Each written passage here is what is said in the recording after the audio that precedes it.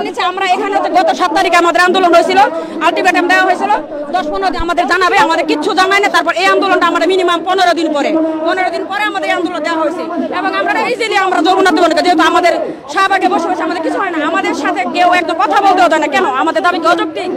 আমরা কি এতই ফেলনা দেশের? আমরা দেশের মেধা, আমাদেরকে দেশ পরিচালনা হবে, আমাদের কেন এভাবে তুচ্ছ-তাচ্ছিল্য করা হবে? আমরা এটার প্রতিবাদ চাই। আমাদের কেন গুলি করা হলো, কেন টিয়ারশেল নিক্ষেপ করা হলো? ঘন্টার মধ্যে আমাদের দাবি বাস্তবায়ন করা না হয় তাহলে আমরা কিন্তু সারা দেশে এই আন্দোলন ছড়িয়ে দিব।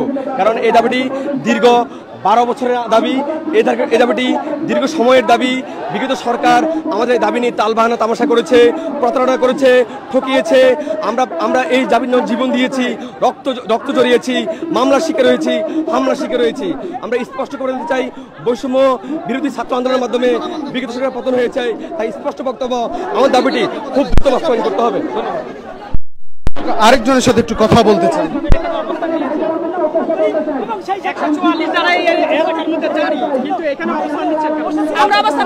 দর্শক, কথা বলছিলাম একজন চাকরি প্রত্যাশীর সাথে, একজন আন্দোলনকারীর সাথে। দর্শক, জানিয়ে রাখতে চাই, আমরা দেখতে পাচ্ছি যে এই মুহূর্তে কিন্তু আইন শৃঙ্খলা বাহিনীর একটি টিম কিন্তু যারা এই আন্দোলনে সমন্বয় করেছে তাদের সাথে কিন্তু তারা আলোচনা করছে।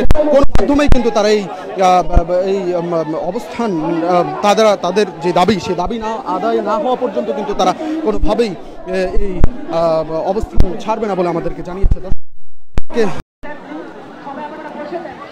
দর্শক, সরাসরি যুক্ত রয়েছি রাজধানীর যমুনা থেকে, আপনাদেরকে যুক্ত করেছি যে 35-এর দাবিতে আজ সকালে কিন্তু আমরা দেখেছি যে শাহবাগে মহাসমাবেশের ডাক দিয়েছিল 35 প্রত্যাশী, 35 বয়সী যারা চাকরি প্রত্যাশী তারা।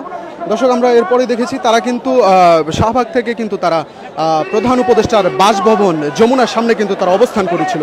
তারপরেই কিন্তু তারা এখানে এই মুহূর্তে আমরা দেখতে পাচ্ছি যে তারা এখানে অবস্থান করার পরেই কিন্তু আইন শৃঙ্খলা বাহিনী বেশ কয়েকটি ককটেল সহ টিয়ার শেল নিক্ষেপ করেছে তাদের উপর, এবং কি তারা কিন্তু এই মুহূর্তে ককটেল এবং টিয়ার শেল নিক্ষেপ করার পরেও কিন্তু তারা তাদের এই অবস্থান না ছেড়ে কিন্তু তারা এই মুহূর্তে রাজধানীর যে যমুনা রয়েছে প্রধান উপদেষ্টার বাসভবনের সামনে কিন্তু তারা এই মুহূর্তে অবস্থান করছে। আমরা দেখতে পাচ্ছি যে এখানে কিন্তু এই মুহূর্তে আইন শৃঙ্খলা বাহিনীদের একটি কঠোর নিরাপত্তা রয়েছে। আইন শৃঙ্খলা বাহিনী